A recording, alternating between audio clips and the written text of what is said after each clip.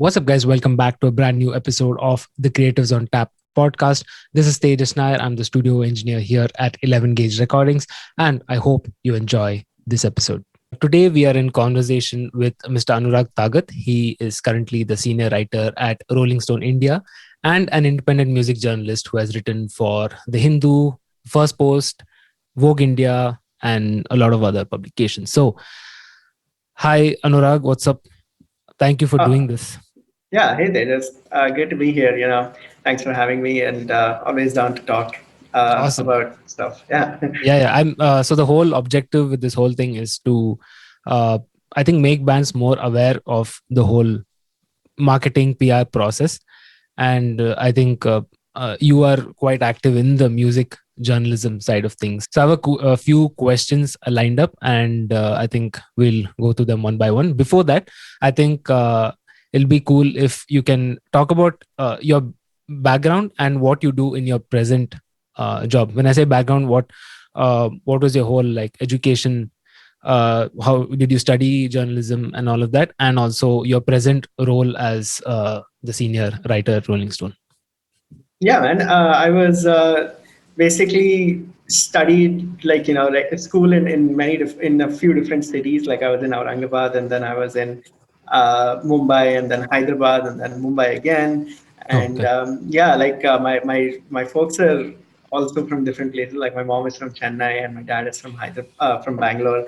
So yeah, it was just like like we moved around a little bit, but more or less then like when I went to college, like by the time I got to college, I was sure that even this 11th and 12th, like I was sure that I'm not doing now the science. And also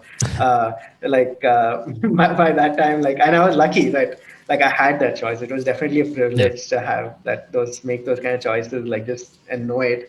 So I was in Mumbai then. So I did my 11th and 12th from St. Xavier's Junior College in Okay. Mumbai. So that's when I started doing arts. And yeah, man, like it was pretty apparent to me by then that like English was something that the English language and just studying like reading literature and stuff was just very much something I liked more than most other sort of things. Okay. So I had a choice after I graduated 12th to either do a media course, like a Hmm. proper media bachelor's in media management, or I would be doing a BA in English, Okay. basically. So um, yeah, like just like deciding based on colleges available and things like that, like I decided to continue in St. Xavier's in Mumbai, and I did my PA for 3 years there. And I basically majored in English literature, more or Hmm. less.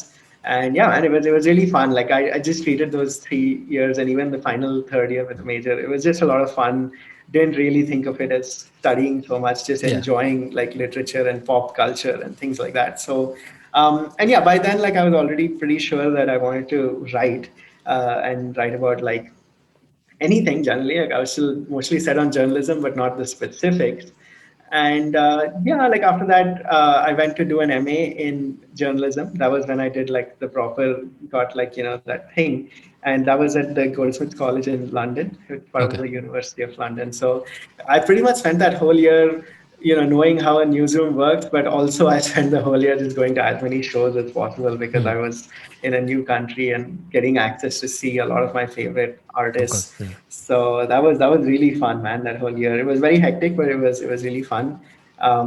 In the middle between that and this, actually, I was doing an internship at the Hindu for 1 month. In fact, that's when I Okay. first lived in Bangalore for a month, Okay. and it was really nice. Like it was This again was like after just your MA, is it? no, it was just before I started my Oh, MA. before you So started. Okay. yeah, like it was sometime the summer of 2011 where I Okay. came to just do this, and it was the first time I was living in Bangalore, Okay. place where I would only previously spent like all my summer vacation time. Hmm. So yeah, man, it was really nice, and it was a little bit in the deep end kind of stuff, where like you just had to go to stuff and you just had to know Canada, for example. Like, Hmm. Hmm. I didn't, the only way I learned Canada was at home. So, like, Hmm. suddenly, like, speaking to people and not understanding some of the words they said Yeah. and all was quite challenging. But yeah, and then when I came back from my MA, basically, I was already contributing to the Hindu by Hmm. that point, on music specifically. I remember the first um, music article that I wrote for a newspaper, which is the Hindu Metro Plus, was a review of an Agam show in at Hard Rock Okay. Cafe. Huh. So that was really quite something. And that was my first byline in the newspaper also. So it just Okay. felt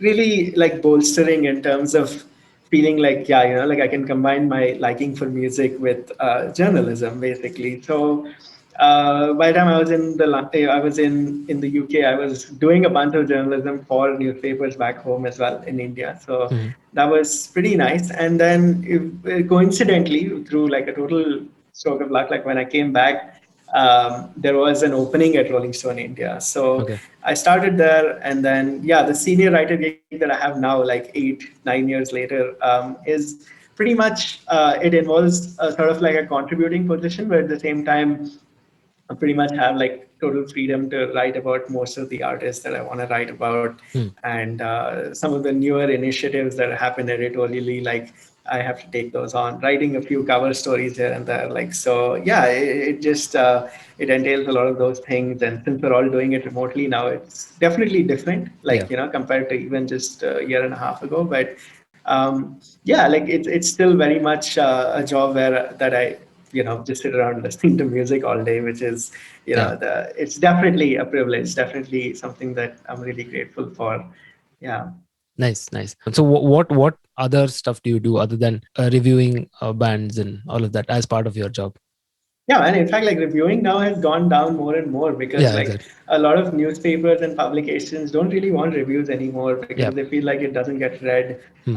For the longest time, for the Hindu Metro Plus, I did a weekly review column for them. Okay. It was called Hmm. Beat Street, and I think that I must have done for 6, 7 years every week, writing stuff, reviewing albums. Hmm. And yeah, one day they were just like, yeah, nobody's reading these anymore. So I was like, okay.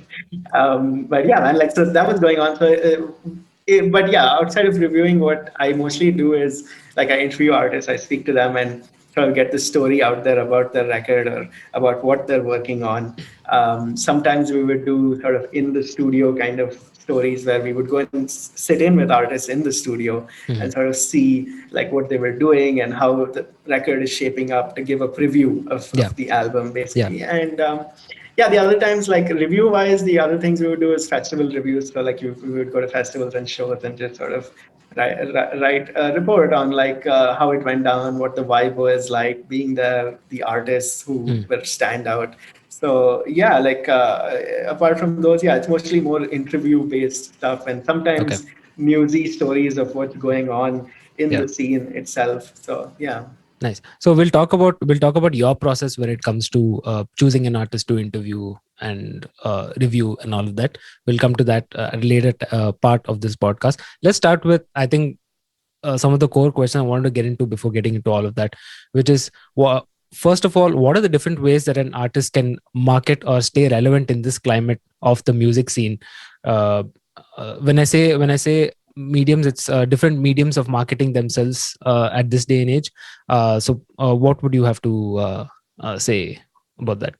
Yeah, and from a journalist perspective, like in fact, like I've seen artists more and more sort of realize like they oscillate between like either knowing the importance of like press and the importance of media coverage, and they also maybe some of them see media coverage as something that's not even necessary so much Hmm. in the age of social media. They feel Yeah. like it's more about getting listeners on Spotify playlists, or they'll be like, I need to get in with like a label, and then the label will push me, and then this is all, it's fine. Like in terms of they're seeking out fans basically, Yeah. they're seeing out numbers, Yeah. like unfortunately like that's the stage that we've arrived at where artists are very much number driven, very much like looking at that little counter on I don't know what. So Hmm. like in terms of as me as a journalist, like I would say that it's definitely changed to the point where they want certain kind of coverage Hmm. from Hmm. a publication. For example, a lot of artists write and say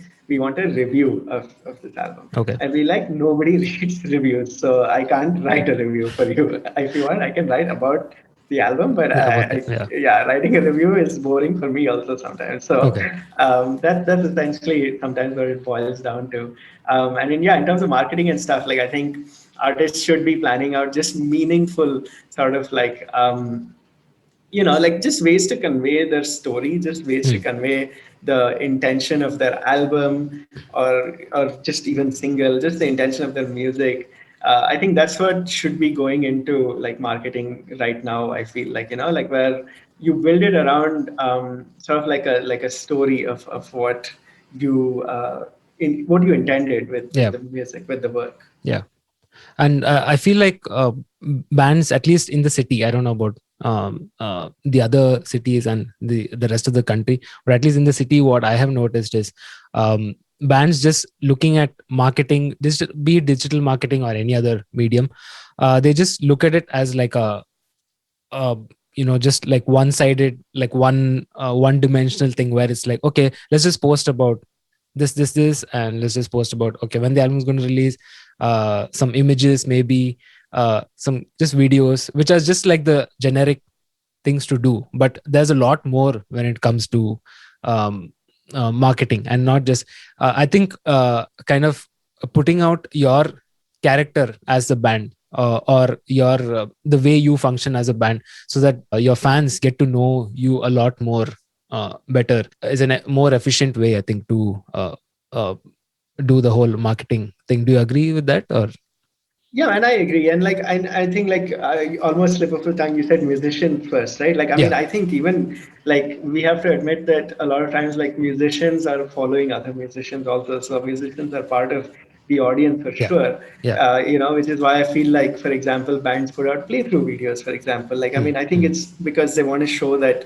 I mean, they're not just saying, "Hey, look at what I can play." They're Yeah. trying to say that, "Hey, you can also play this if you want. Just Yeah. check out like how I do this, basically, Or we right?" have So. actually played this and not programmed it. Yeah, exactly. So it has different motives, right? So Yeah, I think different the mode. same way it comes down to like even marketing, like you have Yeah. to think about like the different audiences that you have, and that how you can just sort of engage them by, yeah, like with a narrative, or just by, yeah, it shouldn't just be a box that has to be ticked, like what you were Hmm. saying earlier about Yeah. like how like maybe some musician will think that, oh, so social media, I have to do reels now because everybody's Yeah. doing reels. Yeah. So like it can't be that way. So it even there's a lot of artists who, for example, really chase after a Rolling Stone feature. They'll really Hmm. really want it. They'll say that this means the world to them, but they'll never come back like when the next release happens. So it's Hmm. like as if they just want to get featured Hmm. once Hmm. and be written about once, and that's it. Like it's over now. Like it can't be like that. It has to be a continual sort of uh, thing that you have to Yeah. pursue, I Yeah. feel. Yeah. And also, I think when someone goes to, say, the Rolling Stone website and search for so and so band, it can't be just like one article. Like if there's a chain of articles, then there's a story behind it, right? Like all of their if you have reviewed multiple albums of the same artist, there's a story behind it, and you can see kind of the journey of the band also. So I think Exactly. that also makes a huge difference, and not just like a one time thing, which it's like the band just released one album and they're gone. So Yeah. that also doesn't put like a really good picture of the band out there. So True. uh, And I mean, yeah, part of that is on us also, like, because a lot of uh, times, like, the journalists do have to, should be following up, like, artists who are putting out great music. hmm, And a lot of times we don't, like, definitely, like, sometimes I've missed out on, like, yeah. covering second or third releases by an artist. But at the same time, like, as a music journalist, I can say that, like, when we spot, like, a good artist, when we Hmm, spot, like, genuine, sort of, like, good music, like, we'll definitely follow it up. Like, we won't of be the course, yeah. kind of people who will say that, oh, we covered this last month, only who wants Yeah. to cover it again? Yeah, So and there yeah. are millions of artists out there, and you can't follow everyone and keep up with everyone. You're just one person, and just music journalists in general, you'll have to keep an eye for something that stands out, or at least, so if the artist first of all takes the initiative to get in touch with you, first of all, and then second thing, if their music is actually good, people will notice it. So I don't think you can keep track of every band that crops up every day. So that's I don't think you can take the blame for that also. But yeah, so another thing I want to talk about is what value does PR, or when it's PR or marketing, bring to the table when it comes to an artist's journey and the album cycle and all of that. Yeah, I think it just makes things fairly more organized in, you know, musicians' heads. Like, I mean, I have seen so many musicians who say that, making the music is the easy part. Like, Mm. now when music is done, like to make sure that it reaches people Yeah. and to make sure that enough people hear it, not even so much, let's even forget the question of appreciating it, just the Mm. fact that even to get it to reach people itself is a challenge, which is why artists find it much more challenging to plan out like things like marketing and PR and stuff. So like that's where it helps, like that's where it helps to have somebody who like a publicist or a PR agent who will take care of that for you, Yeah. basically, who makes it Yeah. all organized, who can in fact not even just make it organized but come up with like good ways of like promoting the record and Mm. the artists themselves, so that Mm. like they'll have sort of ideas that go beyond like journalism itself, Mm. beyond getting coverage in publications. That Mm. might be just one part of the plan. They Mm. might have a lot of other plans, which is I think definitely why like it makes a case for PR. Okay. And what kind of coverage and medium should bands concentrate on, other than, I'm talking about other than digital marketing? What else should can bands concentrate on? Because I think you are an expert in that. So other than digital marketing, what else can artists kind of depend on when it comes to this? Yeah, man. Like I think one of the things that I look out for as a journalist when artists approach me is that yeah, like have you just been like active, and of course active Hmm. has a very different connotation in the Yeah. last 1 year, 1.5 years. Yes. But Yeah. uh, obviously traditionally what it entails is that you've played shows, that that you have, that you're a good art, act to watch live, Hmm. like that you carry off, your music translates well into the stage performance. So those are some of the things that we look out for, like and it's even that, like it's not even so much about like I think making moves and networking or anything like that. Like it's just so much about when the opportunity comes, like Hmm. the band is on stage or the artist is on stage and they just nail it, they just kill Hmm. it. So those are those are things that as a music journalist, when you see, when you witness live, like that like there are so many artists that I've seen live just even once probably, and I've just been like, man, I need to hear this on a record. Like I want Hmm. to immediately go back, and which is the same with fans, I'm sure. Yeah. Like Yeah. when they hear a great artist, they want to go back. So it's the same with journalists as well. And I think like in terms of outside of digital marketing, those are the things that they should definitely keep in mind. And Hmm. apart from that, like yeah, man, like I think it helps to have like ways to build their own sort of community Hmm. of listeners and fans and things Hmm. like and that of course is now more and more digital, but at the same time there are more like traditional like street teams and things like that. Like we haven't heard a Ah, lot yeah. of Hmm. those things in a while, like we Yeah. haven't heard terms like that in a while. But Yeah. like a lot of artists have thrived because they've had like that little community just like sort of supporting them in the beginning, and just word of mouth telling their friends and stuff. Yeah. So yeah. You brought up like a really cool way of looking at shows as a way to market itself, because that's actually the main way to stay relevant in the scene, because you can't just like play one show a year and plan to think that the fans can remember you throughout or keep you in mind throughout the year. So you'll have to kind of play shows quite regularly, and that itself is a kind of marketing. So is that what you meant by Yeah, saying? definitely. Yeah. Yeah, that's exactly what I meant, man. That Okay. like there's no better way to promote yourself than through a show where like you take an early slot, or I don't know, like you go to an open mic or something, and all Hmm. that like works in your favor. I feel, because that's like you know ground level like work going on there. And I guess the other thing would be things like that are slightly more complicated now, but also picking up are things like sync and licensing. Like I think that's definitely something artists should focus on, because Hmm. it sort of helps them work on like it works in a way in terms of marketing and promotion. Like like if your song is heard, like even in the first, even if it's a 10-second sort of snippet, and if it's heard like in a comedian's like intro Got it. video Yeah. or something like that, Yeah. like that's a big plug right there. Yeah. Like if it's on a social media, again, that's more in the digital space. Once again, it is Yeah. outside digital space, but yeah, like it's still like it's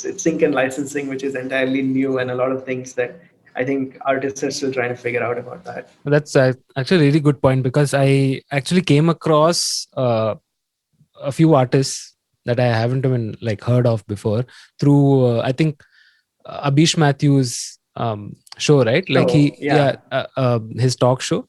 Like at the end of the talk show, he brings up artists that he Yeah. likes or he would have come across, and I kind of found out about these artists by just listening to that. So Wow. that's actually a really Yeah. cool point. Absolutely, man. Yeah, it's pretty cool. Like because like growing up, like I had found out about artists like let's say Arms for Shanti, which was the side project Okay. of Industry. Like I Oh, found okay. them through like a channel we like Hmm. thing. You Hmm. know, Hmm. like they had some collaborative series called Jamming, and like I think they Okay. had Arms for Shanti on that, and it was just yeah, man. Like it was quite interesting. Even Indian Ocean, like I mean, I knew Hmm. Indian Ocean existed, and I knew that they were quite one of the popular bands. But the first song I heard of Indian Ocean was Bande, which was Yeah. on the Black Friday movie. Yeah. So, it came on at the end of it. And I was just like, man, this is like one of the most powerful songs I've ever heard. Yeah. And yeah, again, that is licensing and sync. That's sync basically. Yeah. So, yeah. So I think these are good points for an artist that's just coming up to kind of gain a good fan base or gain some popularity before putting out some good amount of material.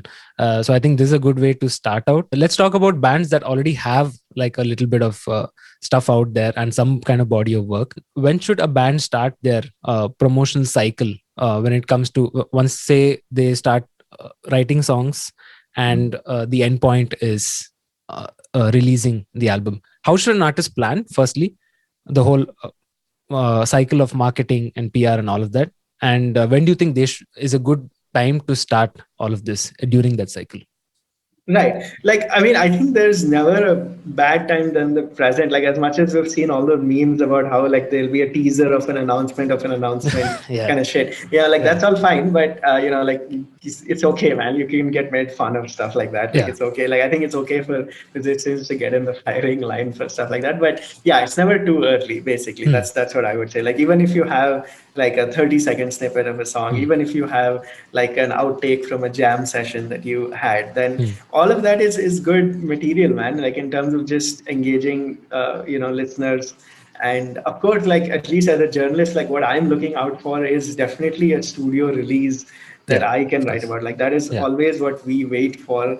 Hmm. Um, or at best, like it could be sometimes I'll be writing a gig preview, for example. Hmm. So obviously, if a really promising artist is like secured a gig, then it makes sense to reach out to like journalists and press and say that we have a gig coming up, Hmm. and at the same time it's okay to say that we have some material coming up which will come Hmm. out like later in the year or something like that. So Okay. all that itself already sort of like piques the curiosity of journalists in terms of it makes a fairly decent pitch, at least for like a music specific publication like Rolling Stone or Humming Heart or a Hmm. bunch of other places. So um, I would say, yeah. So it's never too early to start that way. And then, like once sort of material is getting recorded, for Hmm. example, that's. I have a lot of artists who share demos with me and Yeah. who share like just unmixed, unmastered kind of things because they trust journalists with the fact that what journalists are looking out for is the idea and the essence of the Hmm. music. They're not Hmm. looking out for why are the highs like not there, or why are the Yeah. vocals so low, or Yeah. all that doesn't matter. Like it matters what how it sounds. Yeah. So um, it makes sense to share those things as and when they sort of get ready, Hmm. and to just so that you can start planning. And ideally, I guess I would put the time slot as like a month before like your releases are coming out, basically. Okay. Like if you have a single, or even if you have like an EP or an album, whatever it is, like the ideal time to, I guess, reach out to journalists is a month prior, especially right now, because we're Hmm. all like quite burdened with a lot of releases coming out and trying to plan out our own editorial schedules. Hmm. So, like, yeah, if I get stuff like a month in advance, then it helps me plan. Like, it helps me Hmm. say that, like I can pencil it in and I can say that, okay, this is coming out then. And to the best of my knowledge, like a lot of artists also have to submit to distributors and then Yeah. they get a release date. Yeah. So having all that like in place is always like important, I feel like. So when an artist tells me that they have a song coming out, one of the first things I ask them is what date is it releasing on. So Okay. Hmm. when you have a confirmed release date, like that definitely makes sense to sort of like relay to like journalists, because Hmm. that makes them plan out their own editorial sort of like thing. Hmm. And then yeah, like it's just about sort of sending a steady stream of materials over that plan of that month, to just sort of send it to as many people as possible. Some people will want different things out of it, obviously, like they'll say that like, is there a show coming up, for Hmm. example? I mean, in the hypothetical sense, Hmm. obviously now, but yeah, Yeah. like all those things, I think over the span of a month can really be ironed out. And the other thing, of course, to account for is that the journalist may not respond immediately, like that. Hmm. Like some of the plans just might take longer to like move forward. It may Hmm. move at a slower pace than you expect. So it all 1 month, I feel like, also gives that buffer period where like you can keep following Yeah. up, or you can follow up after a while. So yeah, I think 1 month is a good span. Okay. And coming to a question that I'm like really curious to know about also is, what is your process when reviewing an artist's release or just interviewing an artist in general? Right. Yeah, man. I mean, it's very interesting, because I was doing this last night itself. Hmm. I was reviewing an album, and Okay. I think like one of the major things that I mean, and this was very nice. It was by a Hindi rock band called Char Hazari from New Delhi, and Nice. um, like they had their sort of thing down, in the sense of they had sent me an EPK. They had sent me like a Hmm. track breakdown of what they were going for with each track, at least thematically. So Hmm. like context always helps us, Yeah. obviously, right? Like, because if you don't provide context, and if a journalist writes something and says that like, this sounds like this, Yeah. like, it happened to me also. Like, a lot of times I'll say Yeah. like, this sounds like this, and the artist will say, I've never even heard that artist in Yeah. my life. Yeah. And you'll be, and then there's egg on your face, because you'll just be like, how did that happen? Yeah. So But again, that's your interpretation. So it doesn't have to definitely. really. Yeah, that's true. Like, I mean, that's definitely true. So I'm not saying like it causes some sort of agreement, or, I mean, disagreement or Yeah. embarrassment so much, but Yeah. it just, like, at least for journalists who want to be accurate, like you'd rather like sort of see like what Yeah. the artists have to say Yeah. about things like that. Yeah. So at least with reviews, like, yeah, we try to work with as much context as possible from the artist. So I'm always looking out for what the artists have already said about the song. So oftentimes, if they haven't done interviews somewhere else about the album or the Hmm. release, then they'll usually be saying something on social media. So I'm usually like looking up what they're saying on social media about their Okay. songs and about their material. And I try to use that as sort of a space to just see like what they're doing. So in reviews, like, I'm usually trying to provide context, and then also say that, does it work or does it not work, Hmm. basically. Um, and with other sort of like, and yeah, usually like prep for reviews means listening to the album at least 5 or 6 times, like Okay. in entirety. And I mean, that again like comes with its own like sort of things, like where liberties, in the sense of, like, if I'm listening to an album which I have to review, then I may not listen to it start to finish 5 or 6 times. Like, Hmm. I may skip over some parts. I may like go to certain parts of the music where I want to see what's happening there, Hmm. because that's what I want to highlight in the review. So that's usually what I'm doing. But yeah, like, my standard is usually I try to listen to an album at least 5 times before like Okay. I try to review it. And that's why it takes some time actually to review albums. And with other like general like features and profiles and interviews and Hmm. news stories, like, yeah, like the process is to just sort of always get a good sort of like intro opening, because that's, I think, something that we always pay attention to, basically. Like, Hmm. if, for example, I treat it the same way as like somebody reading a story, whether it's fiction, Yeah. non-fiction, whatever. Like, Yeah. when you're reading a story, you want it to sort of immediately sort of hook you in. Hmm. So what I always concentrate on is to find something that I can use in that intro paragraph.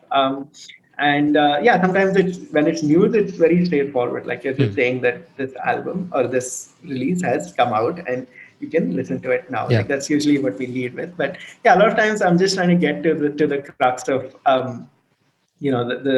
the artist's story, or the release's story, and the narrative behind it. I'm trying to think about, like, okay, if this artist was influenced, for example, by a particular Okay. producer or an artist, then why is it that like that they're influenced by them? What is it that they like about these artists? So Hmm. that's usually how I've been trying to like frame things. Like, when I do interviews, these days it's a mix of email as well as phone or Okay. Zoom. So oftentimes in email interviews, artists are very much straightforward, right? Like, they just write out what they feel. Some people write like 8 paragraphs for like some Hmm. small question. Some people will write like one line for one question. Yeah. So it definitely limits and it changes the way the articles work. Hmm. So which is why like whenever we do phone interviews or Zoom interviews, like it definitely affects like the Yeah. narrative of the story. So that's definitely another thing that I think artists should understand in that way. Like sometimes I just have to do an email interview because Hmm. I'm just swamped and it's the easiest way forward. And other times, yeah, we want to do a phone interview because we want to get into so like understanding the artist and maybe there's usually there's scope for like follow-up questions, there's Hmm. scope for interrupting them just in the middle of the call Yeah. and saying something else, or they interrupting you and saying something in the middle of the call. So you get more of a sense of the artist definitely when you speak to them. So that's the Hmm. standard that I always adhere to. And yeah, man, once it's out, like I usually aim for like a slightly less word count as well, because Okay. a lot of the times, depending on the artist, like I try to aim for less mostly because this is where we are right now as a generation. Like Yeah. people don't want to read that much. People Yeah. want to get the crux of things like very quickly. So Attention span. yeah, Yeah. exactly. So people maybe want to get to the music as soon Yeah. as, like even though they're on a website that will give them a lot of context and information, a lot of times people still come there just to listen to the music. So Yeah. we try to keep it as sort of short. At least I try to keep it as short as possible, unless it is a bigger artist who has a big release coming out. Then, Yeah. you want to give it space. You want to really dig into it. So yeah, Yeah. that's usually the variance there. Nice. And this ties to my next question, which is, what is your process when it comes to choosing which artist to do a feature on or a review on? Right. Yeah, man. This is especially like right now, like it gets more and more tougher Yeah. because Yeah. like there'll be a lot of artists who are coming out like non-stop with releases, Yeah. like one every month, and Yeah. they have an album out, and like you just wouldn't be able to write about it because you're just like I'm too caught up with a lot of other things, and you don't know how it's gonna pan out, basically. Even though you want to write about it. So there's definitely been times where I've like missed out on writing about big artists' big releases, but at the same time it was because I'm trying to concentrate on like maybe a new release by a Yeah. young artist who I Hmm. really feel should be spotlighted. So Okay. those are usually like the kind of criteria that I'm looking out for, like if it's slightly unknown but they're doing like really interesting things. Like for example, I came across this artist who is called Red Machine. He's like Okay. he's basically like a rap metal vocalist, basically. Like he Okay. rap growls kind of thing, Okay. that the growl raps. I don't know how to describe Solo it, but artist, yeah. is it? Or Yeah, solo okay. artist who works with a producer, but like his Got it. delivery is mostly almost like very heavy, basically. Hmm. So like those kind of artists, like I have to like really think about, and I have to be like they have to feature these artists Yeah. because Yeah. they're really doing something different out there.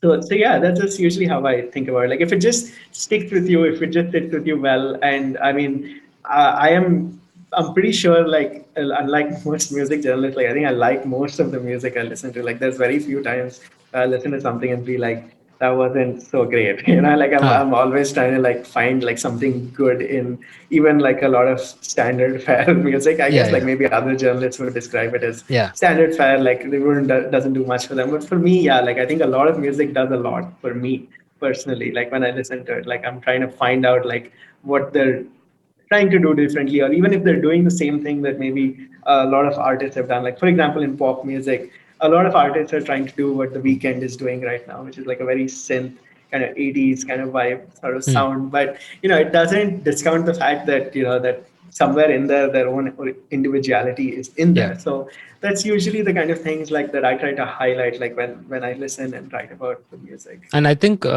from reading a lot of your articles myself, I think your writing style is, I like the way you write because it's always like highlighting the positives. Like you said, it doesn't have to be like, okay, this is good and this is bad.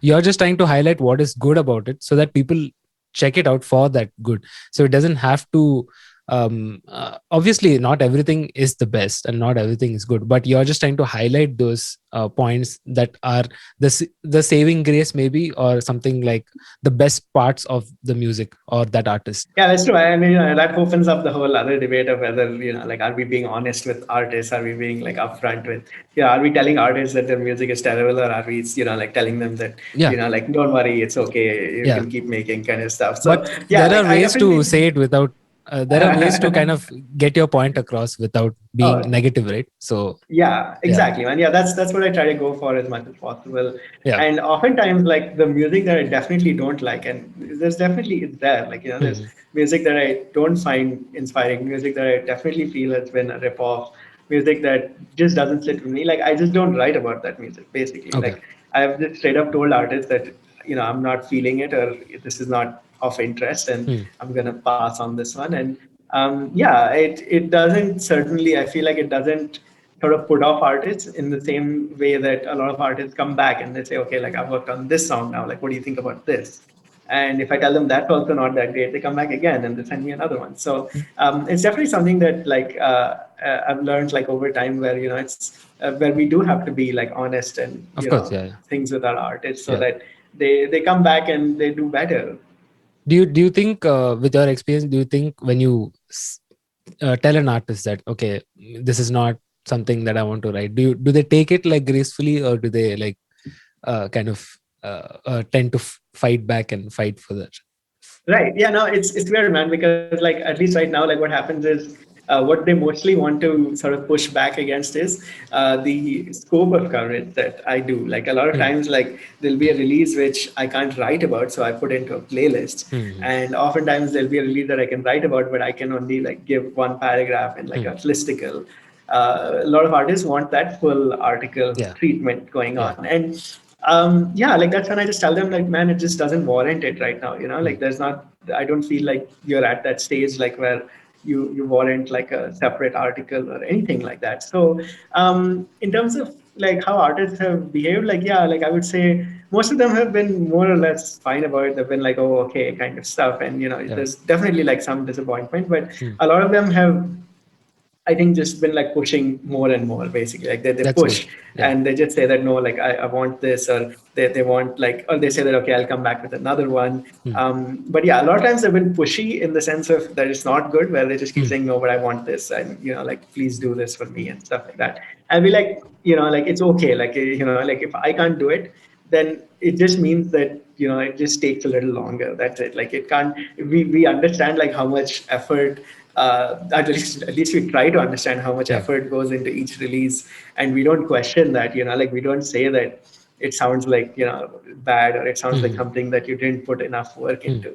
But at the same time, yeah, like we are also just trying to navigate this sort of space to the Yeah. best of our abilities to cover as much as possible, basically. It's nice that artists try to take that as a take a positive turn with that, with your comment, and try to do better, because I think that's the right way to go about it. Exactly, man. And I mean, I think, but the other thing does happen where some artists get rejected for Hmm. coverage, Hmm. and then they just don't write back at all ever. And like that Hmm. feels like odd to me because yeah, man. Like I mean, it shouldn't be that just because I said no right now doesn't mean that like later on next material also like it'll be like Yeah. permanently no. Like I think that is only in the case of like artists whom I know that like say like again that's a open to debate thing but like like I'll hear like a homophobic reference for example in some Hmm. Yeah. artist music or just something blatantly misogynist. I'll Yeah. just be like I don't probably want to write about Got you it. Yeah. ever Hmm. and hopefully yeah they understand that that's what I mean. Yeah. Yeah. Nice. Wanted to ask like one more question, which I was curious about. How important is production? Me being a sound engineer, I have to ask this. Like, how important is like production quality when you listen to new music? Does that affect your judgment? Or I think so, man. Like, and I remember like when I got these headphones, like Audio hmm. Technica Yeah, headphones, like it was like I started listening to hearing things that I hadn't heard before, So then exactly. I Yeah. was like, okay, like this this is a game changer that way. Hmm. So there's definitely times like where I've heard songs and I'd be like, it can definitely do much better on the production front. So it definitely impacts like how you sort of agree on it. And then at the same time, I know this I said earlier that even if you send me a scratch, even if you send me a demo, Hmm. like that's okay, and that is okay because I'll understand with the context that that is a demo or a scratch that is not fully finished, and what Hmm. I'm looking for there is the idea. But then if you send me a finished song and you say this is releasing and I hear like the levels are all over the place or just Hmm. suddenly something dips, then I'll just be like, yeah, like it puts you off basically, and it makes it that much tougher to sort of agree to cover things. And there's been a lot of, yeah, I think there's been a fair amount of times where like you hear a nice idea, but the way it's executed and the way it's produced doesn't exactly sit with you, Hmm. and that definitely impacts like to what degree you want to give it coverage. A lot of people reading these articles on Rolling Stone or be it whatever publication it is. I think you mentioned this on one of my previous questions that a lot of people reading these articles are just fellow musicians or other musicians. So, how do you get like the general non-musician crowd also to get into reading and finding out about new artists that are coming cropping up every day, and artists that you might find interesting, and artists that need that attention, kind of get that culture of more people finding out and listening to artists that need to be listened to.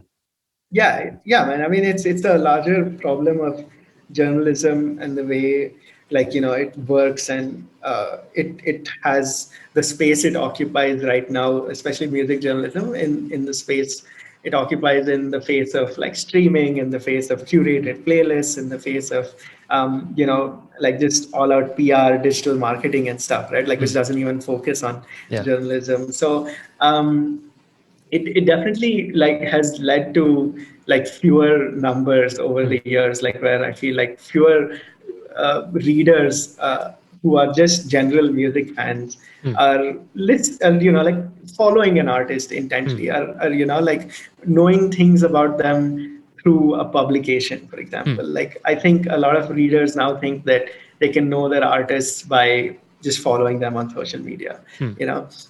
But I know for a fact that there are things that artists will tell a journalist which they don't say on social media, Okay. basically. So Mm. I mean that's just one example that that journalism will always try to uncover things that Yeah. you don't find Yeah. anywhere else. Yeah. So that definitely one of the things that we try to focus on. And I think one of the things that has increased now, for example, is reaction videos, for example. Yeah. So I think that's one way that listeners and fans have been engaged with artists. Like they want Mm. to see what other reaction people are sort of saying about Mm. like the music. And at the same time, yeah, like I feel like journalism was sort of like being that mirror that reaction videos were already providing, in a sense, Correct. that journalism, music journalism about releases, about artists, try to sort of ask them more questions, prod them a little bit more, get them to talk about things that they don't generally talk about. So yeah, like we need readers to sort of basically realize that like it can't all come from just looking at a screen and looking at videos. Mm. And of course, people can argue that maybe you should take your thing to like videos, or you should just Mm. change your medium and stuff. Mm. But at the same time, yeah, man, like like we still have a large amount of readership for artists, like the biggest artists, or like even in other countries, for example. Like there is still quite a strong traditional sort of like listenership, and I feel like it's not too late to cultivate that in the Indian independent music space as well, where artists build like this sort of dedicated community, Mm. like Mm. for a specific sort of number of fans. Yeah. And I think those fans like sort of have such a connection with Mm. artists that they would want to know things through articles, that they would want to know things through like podcasts, for Mm. example. So yeah, like I think like it's the emphasis lays on the building that community basically, so that readers can just get more and more engaged. I think from your articles, what I've noticed, and other journalists in general, they try to expand that whole process of the artist's creation process, and not just talking about um, the listening experience. So, listening experience, I think anyone who listens to music can kind of get an idea of what what's going on music wise. But I think as journalists, I think you're trying to uncover a lot of other things, the band's journey when it comes to say even like the studio experience, and how they started the songwriting process, and all of that. So how do you kind of get all that research kind of sorted, and then how do you keep the listener, sorry, I mean the reader, engaged throughout the article? Because I think like you said, we spoke about the attention span of people these days. So how do you keep a reader engaged by kind of researching this entire process, and kind of uh, writing it down in such a way that they are engaged throughout uh, the interview or article? Yeah, like I was just thinking about how like a lot of musicians will tell you that we don't really make this music for people to listen to, or we Mm. don't think about the Hmm. listener when we Yeah. make this music. It's pretty much the same for me, man. Like when I write, like I'm not thinking about who is going to read this, how many people will read it. Okay. Like I'm thinking about telling the story in an engaging fashion, basically in Okay. a Mm. in like just as much of a accurate and engaging fashion as possible, that represents the artist basically. So Mm. in that sense, obviously representing an artist is also subjective, right? Like the way Yeah. I see an artist is very different from maybe like Correct. how, like if you are friends with that artist, you will Yeah. see them very differently. So if I've known an artist for 5 years and you've known them for 10 years, like Mm. the it definitely changes, you know. So yeah, man, like I would just say that like when I'm sort of researching and writing, like I'm thinking about like just what would be interesting in terms of putting out there that isn't already out there. So I'm always thinking about asking them things that they haven't been asked before, Mm. or maybe building on a thought that they've just maybe fleetingly expressed in, Mm.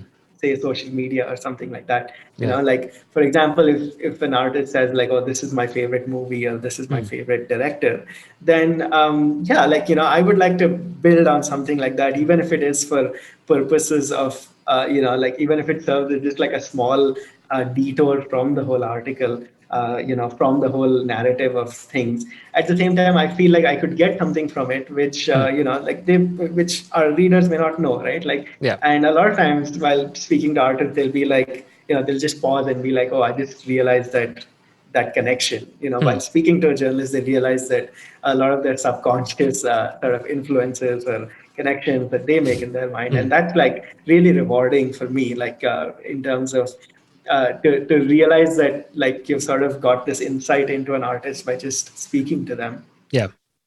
What do you think is artists are doing wrong these days? Especially, I think stuff that you've noticed from in the city. I mean, I can talk about it a lot in terms of music and the whole recording process and all that. I think I just even did that in my previous episode.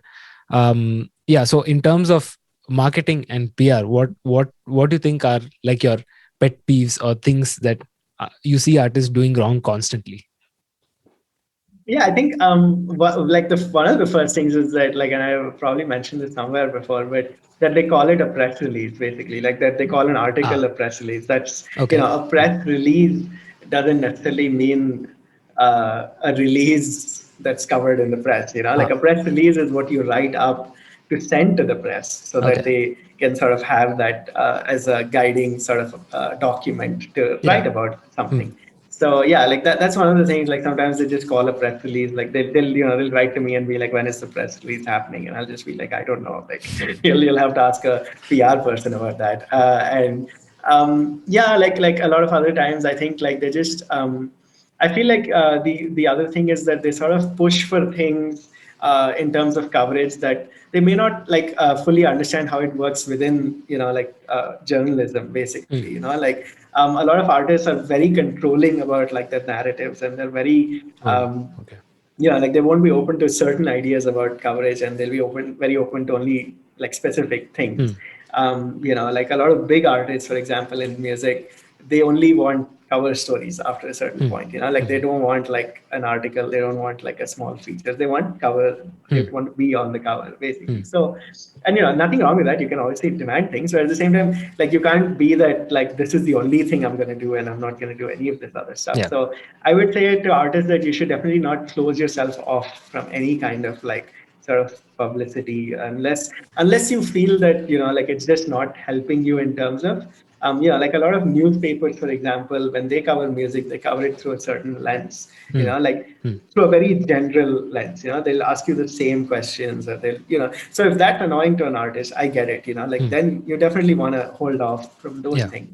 But at least to music specific publications like Rolling Stone, um, like yeah, like we have like we have that liberty to go into like a lot of details. Like we'll have liberty to talk about what is it like working with this producer, or what is Hmm. it like, what was the production process like, Yeah. or like what did this producer do that you liked about, so those are things that only we can ask, I feel, and that may not be so much more relevant to certain publications like newspapers, for example. um, so I think like artists should definitely think about things like that. Like, a lot of artists like wave away those kind of questions. They'll just be Hmm. like, I don't want to talk about this, like I want to talk Hmm. about like just how I wrote this album or something like that. So, Is this during like a video interview, or during when you send them questions, I something like think that? it's yeah, I think it just comes across like on both levels also. Like sometimes when Okay. I've emailed like things like they'll be very brief about the production part. They'll just Hmm. say the standard thing that, oh, it was great to work with this producer. He really understood my sound and great. And other times, yeah, like even like over the phone or over video, like yeah, some of the responses are pretty standard. So I mean, basically, like I'm just saying that a lot of times artists don't trust like the narrative that we are trying to build, Hmm. Hmm. basically, because they feel that it's taking the narrative control away from them, basically. Yeah. But that's what you're essentially doing when you approach a journalist to write about you. Like Yeah. you're kind of, you have to trust them with the story, Yeah. and at times they will definitely say things that you don't agree with. They'll definitely say something that you'll feel that, man, like I don't even, like I said, like they'll be like, I wasn't even influenced by that artist or Hmm. anything like that. So you just have to trust their sort of like vision with an article with your narrative. So Hmm. I would definitely recommend to musicians to sort of, yeah, just to leave journalists to have that control over the narrative. And Yeah. it will usually, at least with music writers who know their stuff, like it'll definitely lead to good things. Like it'll never Yeah. lead to a situation where they'll say something that is completely inaccurate. And if it is, then call them out on it, man, for sure. Like I think that's the other thing. Like I feel like a lot of musicians call out music journalists, or they just call out journalism about their articles, for example, when it's inaccurate or something like that. But a Hmm. lot of musicians don't call out like specific things, like like when like journalists have messed up, or if they just haven't given a complete picture of anything, like it definitely, musicians should also call out journalists as often as possible if they feel that something is off about it. So, when you said that musicians give the standard responses for certain questions that you ask, like, do you want them to go more into detail in for those questions, or are you looking for something unique about their journey, and you want them to go a little more detail, or is there something else that you're looking for there?